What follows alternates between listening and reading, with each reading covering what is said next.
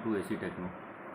आज मैं आपको बताऊंगा कि हम लोग कंप्रेसर को किस तरीके से चेक करेंगे, कंप्रेसर को किस तरीके से कंटिन्यूटी चेक करेंगे, कंप्रेसर की अर्थ चेक करेंगे। और अगर कंप्रेसर का एससीआर हम लोगों को नहीं पता है, मतलब कि रनिंग स्टार्टिंग कॉमन, तो हम लोग किस तरीके से फाइंड आउट करेंगे कि कंप्रेसर में एससीआर कहाँ पे है।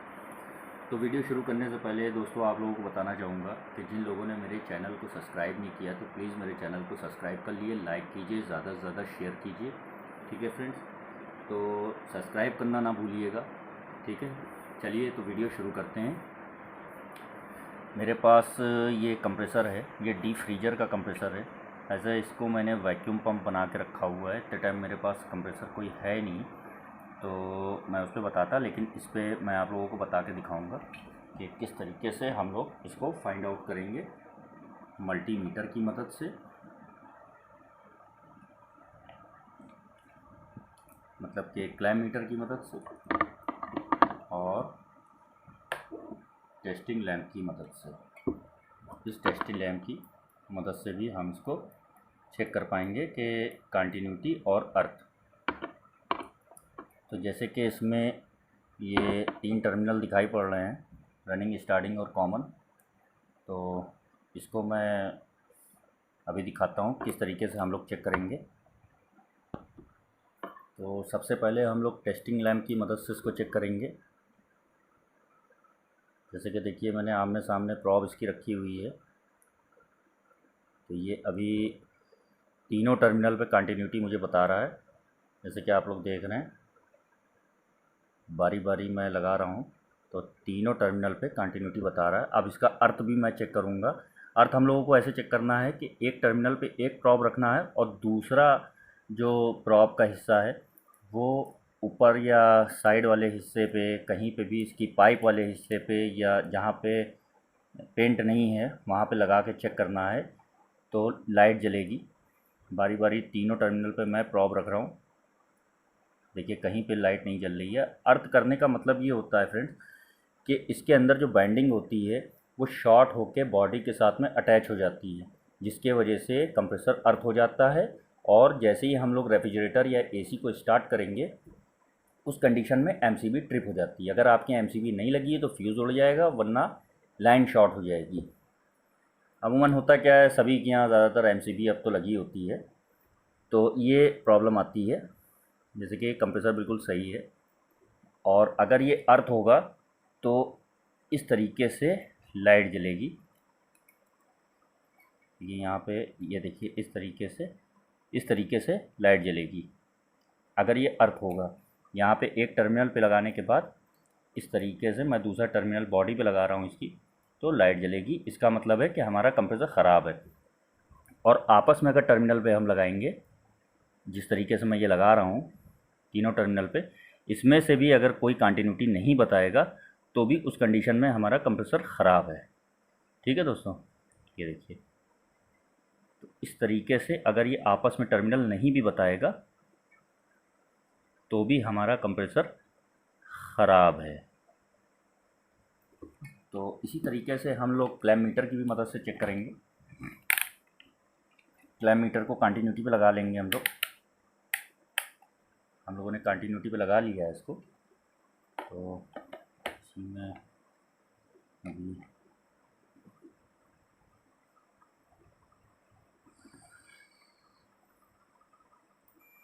देखिए आप लोगों को आवाज़ सुनाई पड़ रही होगी। और इस तरीके से करते हैं थोड़ा, तो रीडिंग भी आप लोगों को दिखाई पड़ेगी। देखिए रीडिंग भी दिख रही है। तो क्लैम मीटर से भी ऐसे ही हम लोग चेक करेंगे कि देखिए सामने आप लोगों को रीडिंग दिख रही है। मैं क्लैम मीटर पे कुछ लगा देता हूँ। मैंने क्लैम मीटर में बैक को फंसा के रख दिया है ताकि आप लोगों को क्लियरली सब कुछ दिखाई पड़े। तो क्लैम मीटर से भी हम लोग चेक करेंगे इसी तरीके से। तो देखिए यहाँ पे आपस में कंटिन्यूटी बता रहा है, ऊपर भी कंटिन्यूटी बता रहा है, और यहाँ पे बीप बज रही है, जिसके बारे में मैं अभी आप लोगों को बताऊंगा कि यहाँ पे बीप क्यों बज रही है।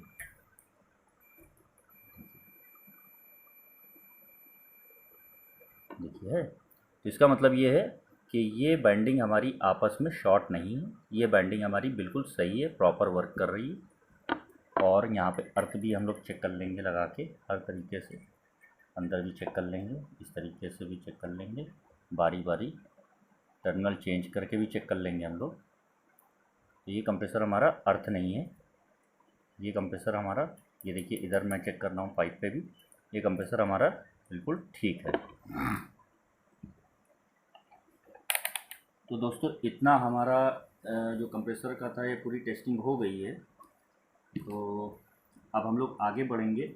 जैसे कि मैंने बताया था कि कंप्रेसर का रनिंग, स्टार्टिंग और कॉमन कैसे हम लोग फाइंड आउट करेंगे। जो हमारे कुछ भाई ऐसे हैं जिनको नहीं मालूम है कि रनिंग, स्टार्टिंग, कॉमन किस तरीके से फाइंड आउट किया जाएगा, SCR टैग हट गया है और उनको बेचारों को पता नहीं है किस तरीके से इसको फाइंड आउट करेंगे हम। रनिंग, स्टार्टिंग और कॉमन कौन सा है कंप्रेसर में, रनिंग और स्टार्टिंग और कॉमन कौन सा है, तीनों में से कौन सा है, उनको यही नहीं मालूम है।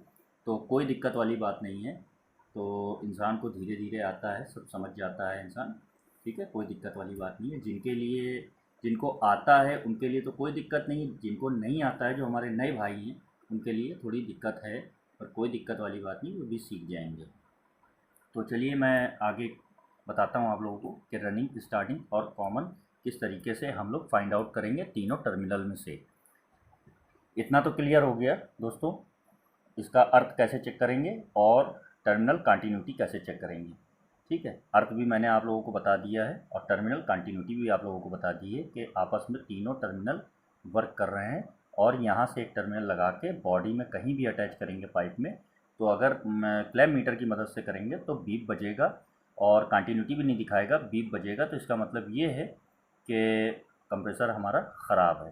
ठीक, आपस में कंटिन्यूटी और मीटर के साथ में अगर दोनों प्रॉब लगा के हम चेक करेंगे और यहाँ पे कंप्रेसर पे, तो हमारी बीप बजेगी, इसमें बीप बजेगी तो हमको ये पता लगेगा कंप्रेसर हमारा ख़राब है। इसका मतलब ये है कि एक टर्मिनल हमने यहाँ लगाया, एक टर्मिनल यहाँ लगाया, तो इसका मतलब ये है कि कंप्रेसर ख़राब है, शॉर्ट हो गया है, इसकी बाइंडिंग अंदर से शॉर्ट है।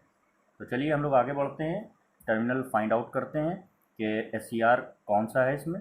चलिए देखते हैं। हम लोग क्लैम मीटर की मदद से इसको चेक करेंगे। तो सबसे पहले क्लैम मीटर को कंटिन्यूटी पे लगा लेंगे। देखिए हमने इसको कंटिन्यूटी पे लगा लिया है, बीप भी बज रहा है इसमें। ठीक है, अब क्या है, अब कंप्रेसर के 3 टर्मिनल हैं, रनिंग, स्टार्टिंग और कॉमन। ठीक है, भाई डी फ्रीजर में और नॉर्मल फ्रिज के कंप्रेसर में तो हम लोगों को पता ही होता है कि स्टार्टिंग कहाँ पे है और रनिंग कहाँ पे है। ठीक, लेकिन AC का जो कंप्रेसर होता है उसमें हम लोगों को नहीं पता लगता है कि उसका रनिंग और स्टार्टिंग और कॉमन कहाँ पे है। बहुत से लोगों को नहीं पता है, कुछ लोगों को पता है, और उसके बारे में मैं वीडियो बनाऊंगा, बताऊंगा कि उसको कैसे हम लोग बगैर चेक किए पता लगाएंगे कि कॉमन कौन सा है और रनिंग कौन सा है और स्टार्टिंग कौन सा है। तो ये जो थ्योरी मैं बता रहा हूँ ये हर जगह पे काम आ जाती है, चाहे वो डी फ्रीजर हो, चाहे वो AC का कंप्रेसर हो, चाहे वो फ्रिज का हो, चाहे डिस्पेंसर का हो, ये हर जगह पे थ्योरी यही सेम काम आएगी जो मैं अभी आप लोगों को बता रहा हूँ। तो हम लोग सबसे पहले यहाँ कंटिन्यूटी रीडिंग लेंगे। देखिए यहाँ पे 68 दिखा रहा है, 68.4। अब यहाँ ऊपर जो दिखाएगा, यहाँ ऊपर जो दिखाएगा ये 14.7। अब यहाँ पे क्या दिखाएगा, यहाँ पे दिखाएगा 54.876। इस तरीके से रीडिंग आ रही है दोस्तों, 5 तक आ गई है, 54.5, ये 54.7 तक आ गई है। ठीक है, तो सबसे ज़्यादा जो रेजिस्टेंस होगा, देखिए जैसे कि मैंने अभी यहाँ पे ये दिखाया 68.98, ये जो सबसे ज़्यादा रेजिस्टेंस है ये रनिंग और स्टार्टिंग का होता है।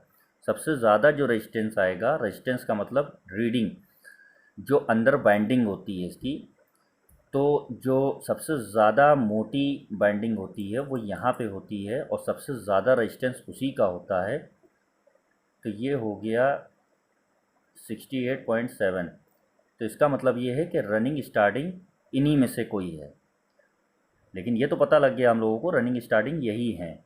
अभी ये नहीं मालूम कि रनिंग कौन सा है और स्टार्टिंग कौन सा है। उसके लिए हम लोगों को क्या करना होगा कि जो ऊपर वाला टर्मिनल है, ऊपर वाला टर्मिनल एक प्रॉप यहाँ पे लगाएंगे और एक प्रॉप इसके बगल वाले पे या किसी पे भी लगा लेंगे हम लोग, ठीक है। अब ये रीडिंग जो आई है 54.4 आई है, मतलब नीचे वाली रीडिंग से ये रीडिंग कम है। और अब इसके बगल वाली रीडिंग देखेंगे कि इसमें क्या हो रहा है, ये रीडिंग तो हमारी सबसे कम है।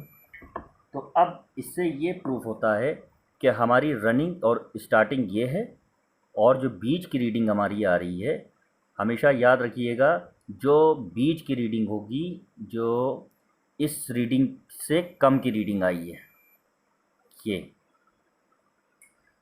वो हमारी होगी स्टार्टिंग और कॉमन। ये हो गई हमारी स्टार्टिंग और कॉमन। और जो सबसे कम रीडिंग हमारी आई है वो रीडिंग हमारी हो गई कॉमन और रनिंग की। तो कॉमन और रनिंग जो रेजिस्टेंस है वो सबसे कम रेजिस्टेंस होता है। इसलिए मैंने अभी यह वीडियो में आप लोगों को बताया था कि यहाँ पे जो बीप बज रहा था कंटिन्यूटी पे, बज़र जो बज रहा था वो इसीलिए बज रहा था क्योंकि यहाँ का रेजिस्टेंस कॉमन और रनिंग का रेजिस्टेंस सबसे कम था। इस वजह से यहाँ पे बज़र बज रहा था दोस्तों, और कोई बात नहीं है। रेजिस्टेंस कम होने के वजह से यहाँ पे बज़र बज रहा था, और कोई बात नहीं है। तो ये सीधे सीधे फाइंड आउट हो गया कि हमारा कॉमन ऊपर वाला है और ये रनिंग हो गया राइट हैंड साइड पे, और ये हो गया स्टार्टिंग, क्योंकि स्टार्टिंग और कॉमन का जो रेजिस्टेंस है वो बीच का है, और जो आमने सामने की पिनें हैं मतलब स्टार्टिंग और रनिंग की पिनें जो हैं, इसका रेजिस्टेंस सबसे ज़्यादा हो गया। तो जब सबसे ज़्यादा रेजिस्टेंस है वो रनिंग स्टार्टिंग का होगा, और बीच का रेजिस्टेंस जो है वो स्टार्टिंग और कॉमन का हो गया, और जो सबसे कम रेजिस्टेंस है वो हो गया हमारा कॉमन और रनिंग का सबसे कम का रेजिस्टेंस होगा। जैसे कि मैं आप लोगों को कॉपी और पेन पे भी बता देता हूँ इस तरीके से हम लोग रेजिस्टेंस निकालेंगे। तो फ्रेंड्स, कॉपी और पेन पे हम लोग रेजिस्टेंस इस तरीके से निकालेंगे। मेरी ड्राइंग कोई ख़ास अच्छी नहीं है, मैं आप लोगों को बस बता दे रहा हूँ। तो कॉपी और पेन पे रेजिस्टेंस इस तरीके से निकालेंगे। ये हमारा 3 पिनें हैं, ठीक है। ये 2 आमने सामने वाली पिनें हो गई, एक ये ऊपर वाली पिन हो गई, ठीक है। ये हमारा हो गया ए, और ये हो गया हमारा बी, और ये हो गया सी। 3 पिनें हो गई। अब इसमें हम लोग रेजिस्टेंस इस तरीके से निकालेंगे कि जैसे कि हमने यहाँ पे देखा था अभी, ये रेजिस्टेंस हमारा 68.6 आ रहा है 5। तो अब इस रेजिस्टेंस को हमने यहाँ पे 68.6 मान लिया हमने, ठीक है। अब इसके बाद हमने ये रेजिस्टेंस देखा, ये हमारा आ रहा है 54.4। इस रेजिस्टेंस को हमने यहाँ पे मेंशन किया बी और ए के बीच में 54.4, ठीक है। आगे पीछे हो सकता है, ये रेजिस्टेंस नहीं होगा, ये रेजिस्टेंस आगे पीछे नहीं होगा। जैसे 54.4 आया, पॉइंट वाला जो रेजिस्टेंस, पॉइंट के बाद वाला जो रेजिस्टेंस आएगा वो आगे पीछे थोड़ा सा हो सकता है। 54.4, 5, 6, 7 तक भी आ सकता है, कोई इसमें दिक्कत वाली बात नहीं है। जो शुरुआत वाले डिजिट हैं वो आगे पीछे नहीं होंगे, जो शुरुआत वाले डिजिट हैं। अब हम लोग दूसरे टर्मिनल पर चलेंगे, देखेंगे। यहाँ पे तो रेजिस्टेंस जैसे मैंने बताया था सबसे कम है, ठीक है। यहाँ पे रेजिस्टेंस सबसे कम है, तो इसलिए बज़र भी बज रहा है। यहाँ पे आ रहा है 14.6।